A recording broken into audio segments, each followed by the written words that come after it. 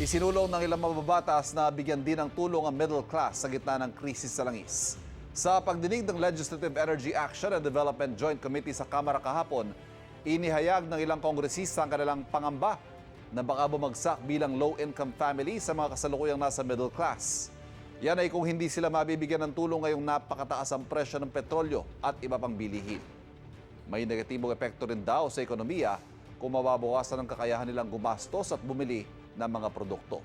Ayon sa Department of Finance, pinag-aaralan na ang mga hakbang para tulungan din ang middle class families. Samantala, pinasusumitin naman ang DOF at Development Budget Coordination Committee ng kanilang full report sa Presidente na naging batayan para hindi isama ang diesel at gasolina sa pagsuspende ng excise tax. We recognize that hindi lang naman ang mahihirap ang naapektuhan nito at ang isa sa mga pinaka naapektuhan nito is the middle income classes that pay all the taxes as well. But I would like to note po na if ever there will be interventions or more subsidy to be provided, we need the revenues as well. Kasi without the revenues, wala po tayong pang gagastos.